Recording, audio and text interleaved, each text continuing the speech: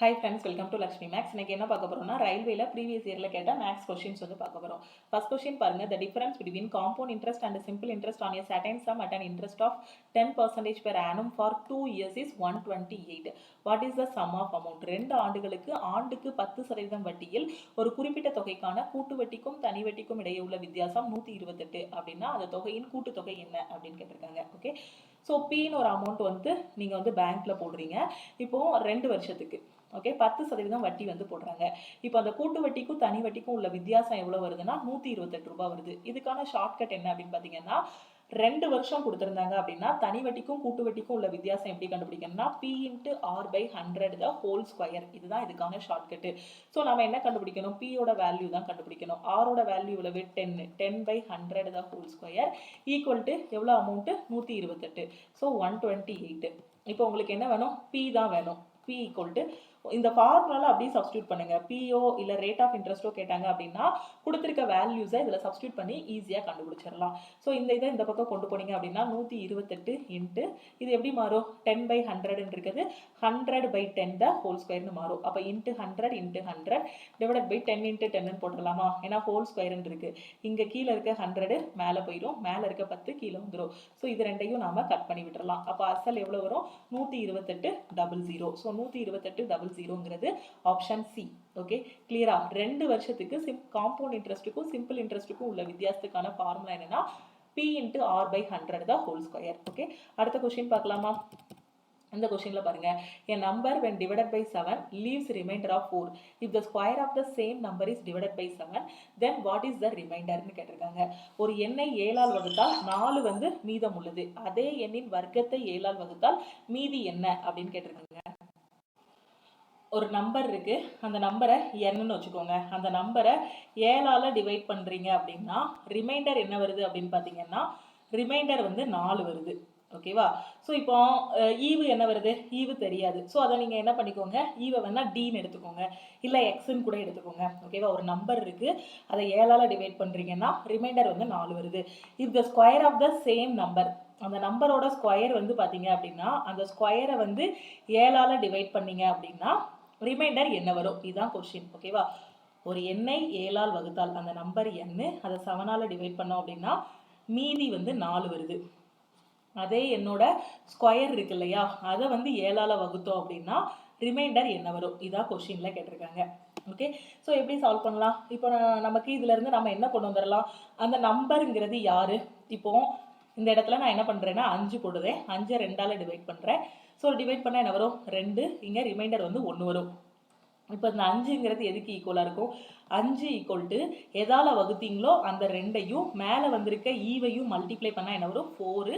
இங்கே மீதி 1 இருக்கு, அதையும் ஆட் பண்ணோம் அப்படின்னா உள்ள இருக்க நம்பர் கிடைச்சிருமா?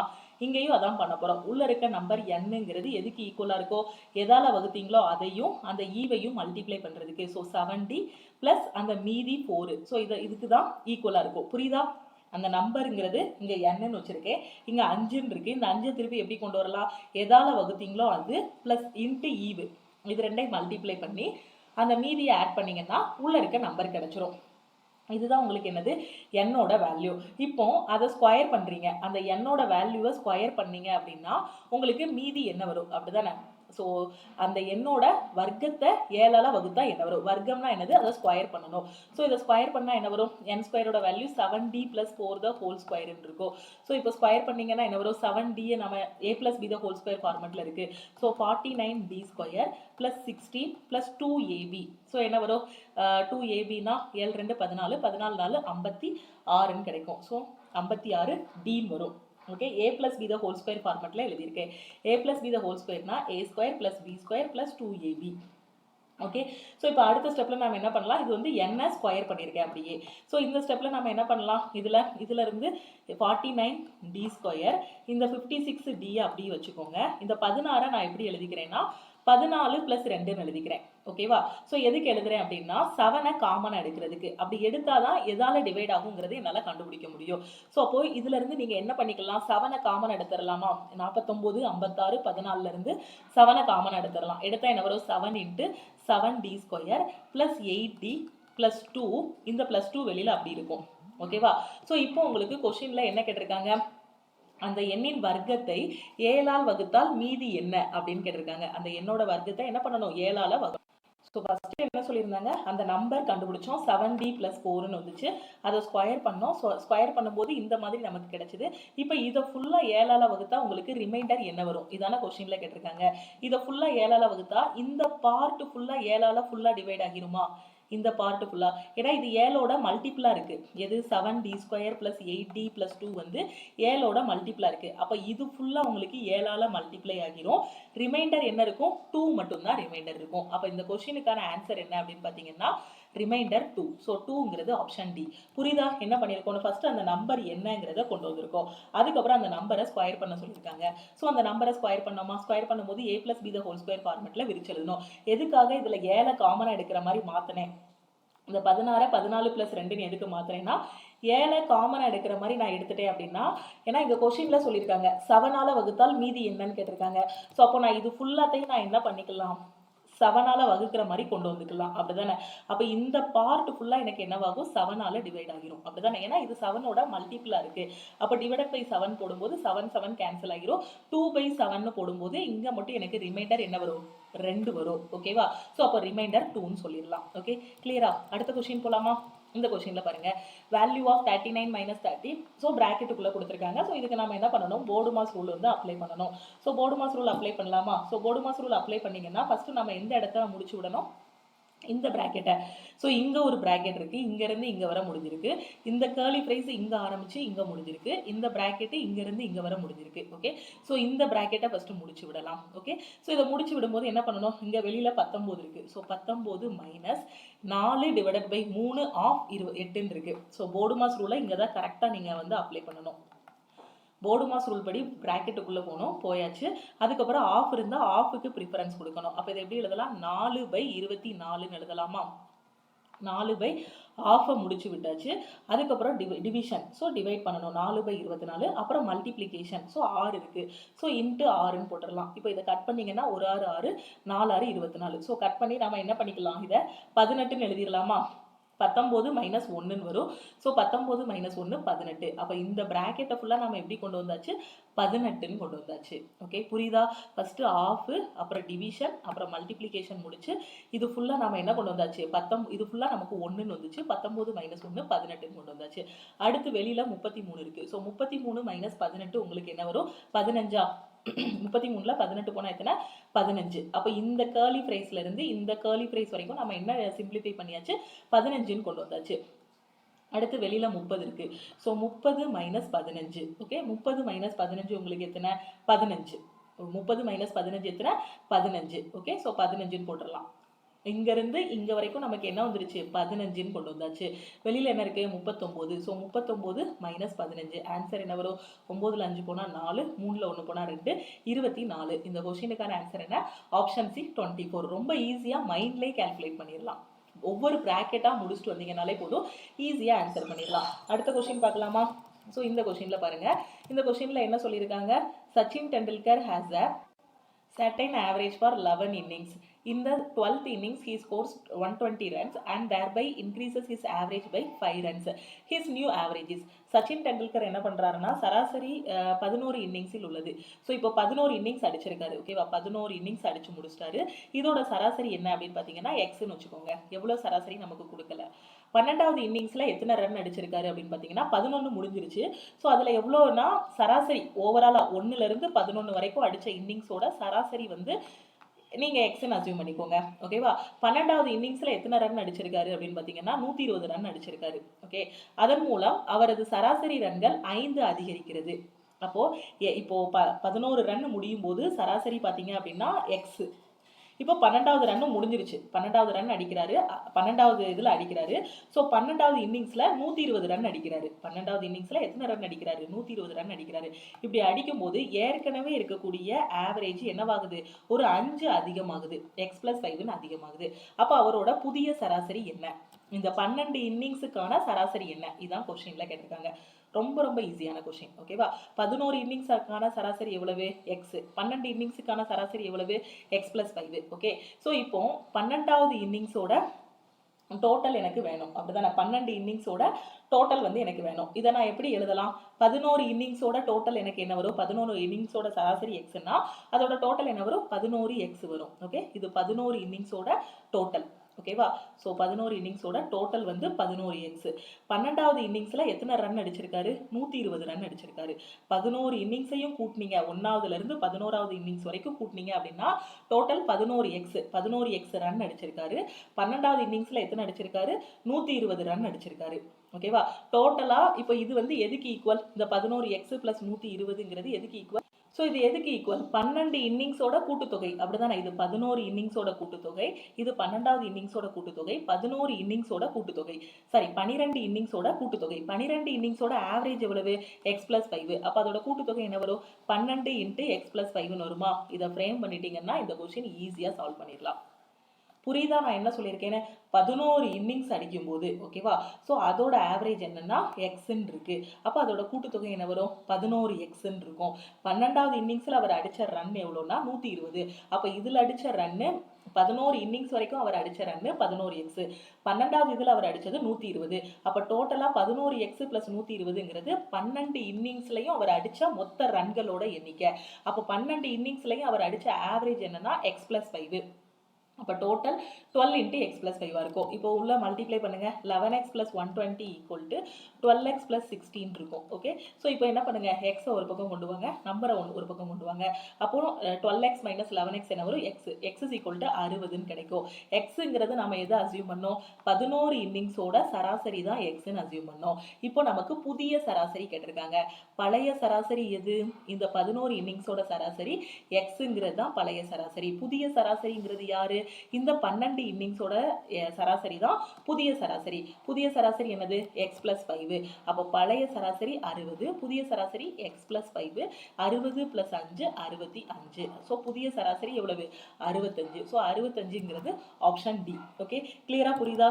எக்ஸாம்ல எது கேட்குறாங்கிறத கரெக்டாக பார்த்துக்கணும். இனிஷியலாக அவர் அடித்த 11 இன்னிங்ஸோட சராசரி என்ன அப்படின்னு கொஸ்டின்ல கேட்டிருந்தாங்கன்னா ஆன்சர் 60. இப்போ கேட்டிருக்கிறது 12 இன்னிங்ஸோட சராசரி என்னன்னு கேட்டிருக்காங்க. 12 இன்னிங்ஸோட சராசரி எக்ஸ் பிளஸ் 5.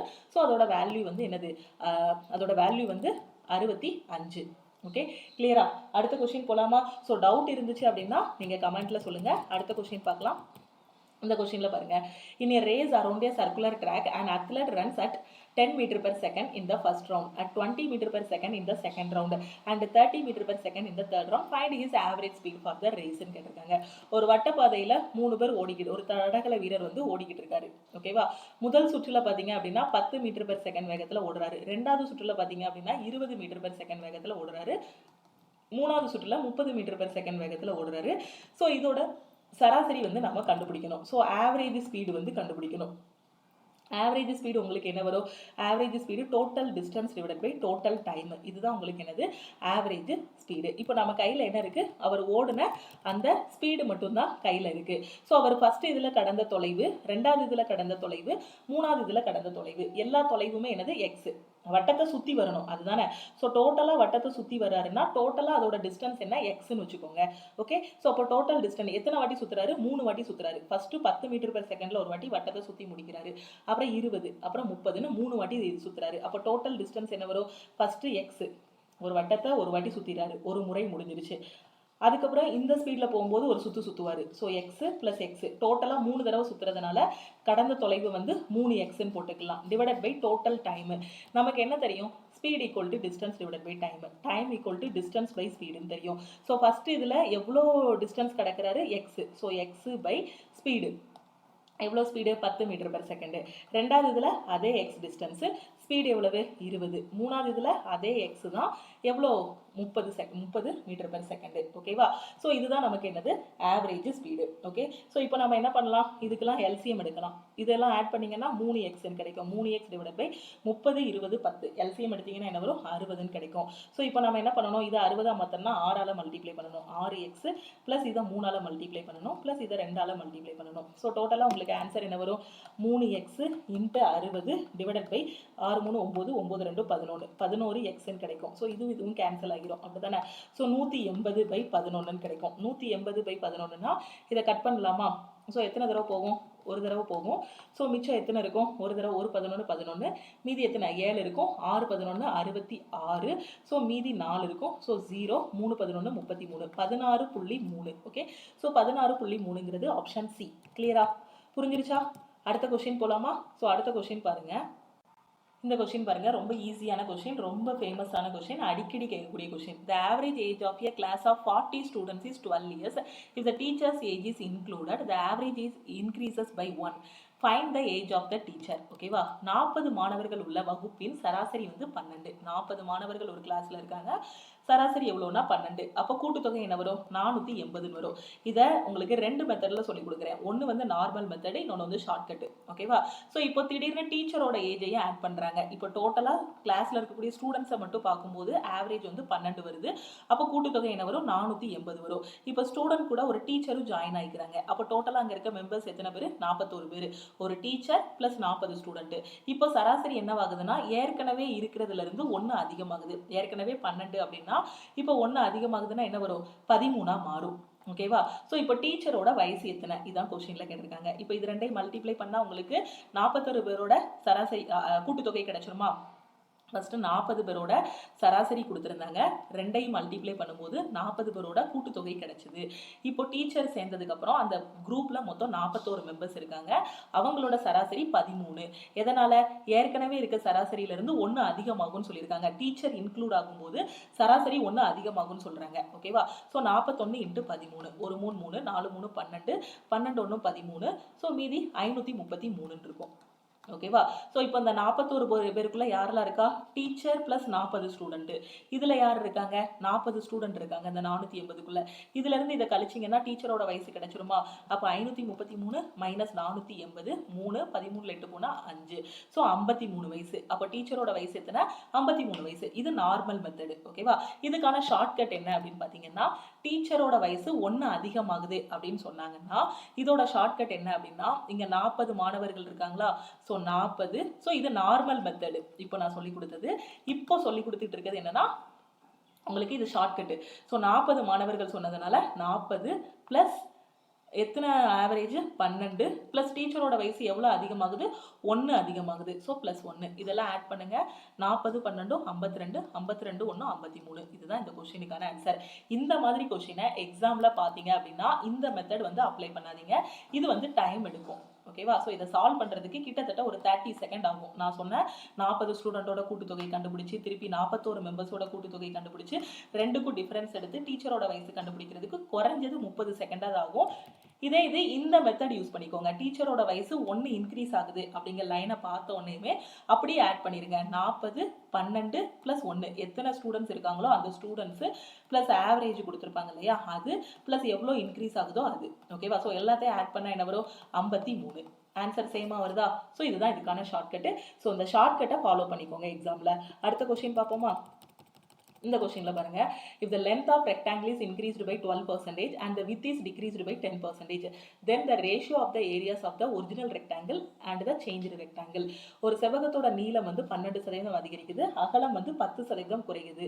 அந்த செவ்வகத்தோட பரப்பளவு விகிதம், பரப்பளவோட அதாவது ஒரிஜினலா இருந்த செவ்வகத்தோட பரப்பளவு புதுசா அந்த இன்க்ரீஸ் ஆன பிறகு இருக்கக்கூடிய பரப்பளவு ரெண்டுக்கும் உள்ள ரேஷியோ என்னன்னு கேட்டிருக்காங்க.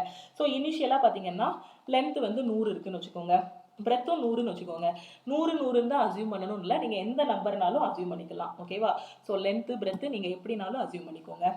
100 கூட இல்லை, 1000 500 இந்த மாதிரி எந்த நம்பர்னாலும் எடுத்துக்கோங்க. இது இனிஷியலாக. இப்போ என்ன ஆகுது, நீளம் வந்து 12% அதிகரிக்குது. அப்போ நியூவாக என்ன ஆகுது, லென்த் வந்து 12 அதிகமாகுதுன்னா 100லேருந்து 12 அதிகமானா 112. நான் 100ன்னு எடுத்தால் சால்வ் பண்ண ஈஸியாக இருக்கும்னு 100ன்னு எடுத்திருக்கேன். பிரெத் வந்து எவ்வளோ கம்மியாகுது, 10% குறையுது. ஏற்கனவே 100 இருக்குது, இதில் 10% குறைஞ்சா என்ன வரும், 90ன்னு வரும். ஓகேவா, ஸோ இப்போ பரப்பளவில் ஏற்படக்கூடிய மாற்றம் தான் கேட்டிருக்காங்க. ஓகே, ஸோ இப்போ இதோட பரப்பளவு உங்களுக்கு என்ன வரும், 100 × 100. அப்படிதானே, செவ்வகத்தோட பரப்பளவு நீளம் × அகலம். ஸோ 100 × 100ன்னு வரும். ஸோ 100 × 100ன்னு வச்சுக்கோங்க. இதோட பரப்பளவு என்ன வரும், 112 × 90ன்னு வரும்.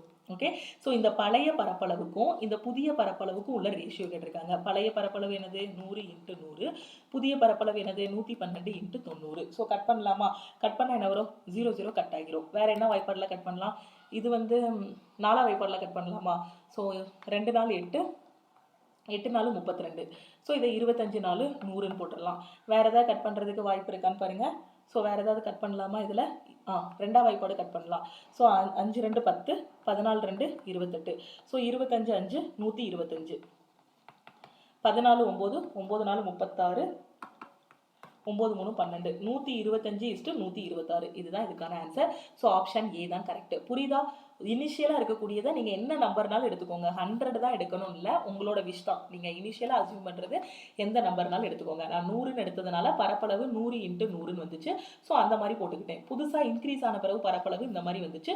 ஸோ ஃபைனலாக ரேஷியோவை கட் பண்ணும்போது எனக்கு என்ன வந்துச்சு? 125:126ன்னு வந்துச்சு. ஓகே, ஸோ இது எல்லாமே ரயில்வேல ப்ரீவியஸ் இயரில் கேட்ட கொஸ்டின்ஸ். இந்த வீடியோ பிடிச்சிருந்தா லைக் பண்ணுங்கள். உங்களுக்கு டவுட்ஸ் இருக்குது அப்படின்னா கமெண்ட் பண்ணுங்கள். உங்கள் ஃப்ரெண்ட்ஸும் எக்ஸாமுக்கு ப்ரிப்பேர் பண்ணுறாங்க அப்படின்னா மறக்காமல் அவங்களுக்கும் இந்த வீடியோவை ஷேர் பண்ணுங்கள். அப்கமிங்கில் வரக்கூடிய ரயில்வே எஸ்எஸ்சி எக்ஸாமை ஃபர்ஸ்ட் அட்டெம்ப்ட்ல கிளியர் பண்ணுறதுக்கு நம்ம ஆப்பில் இருக்கக்கூடிய ஆல் இன் ஒன் கோர்ஸில் வந்து ஜாயின் பண்ணிக்கோங்க.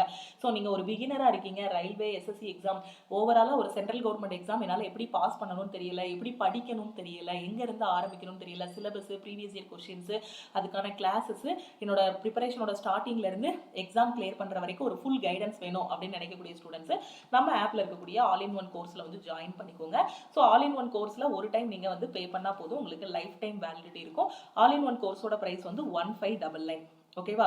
ஸோ இதில் வந்து உங்களுக்கு எல்லாமே கவர் ஆகும். ரயில்வேக்கு கீழே வரக்கூடிய எல்லா எக்ஸாமும் கவர் ஆகும். ரயில்வேல வரக்கூடிய என்டிபிசி, குரூப் டி, ஏஎல்பி எல்லாமே கவர் ஆகும். அது மாதிரி எஸ்எஸ்சிக்கு கீழே வரக்கூடிய எல்லா எக்ஸாமுமே கவர் ஆகும். ஒருவேளை நீங்கள் ஃபைனல் இயர் படிக்கீங்க, கேம்பஸ் இன்டர்வியூ ப்ரிப்பேர் பண்ணிட்டு இருந்தாலும் எல்லாத்துக்குமே இது வந்து கவர் ஆகும். இதில் எப்படி ஜாயின் பண்ணணும்னா ப்ளே ஸ்டோரில் போய் நம்மளோட லக்ஷ்மி மேக்ஸ் ஆப்பை டவுன்லோட் பண்ணிக்கோங்க.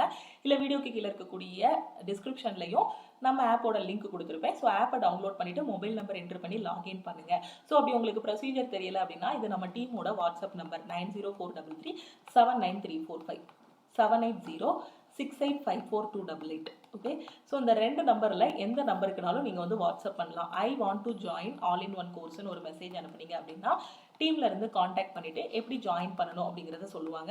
So all in one course பற்றினா ஃபுல் டீட்டெயில்ஸ் உங்களுக்கு தெரியணும் அப்படின்னா இதுக்கு முன்னாடி உள்ள வீடியோஸில் எல்லாத்துலேயுமே நான் எக்ஸ்பிளைன் பண்ணியிருப்பேன்.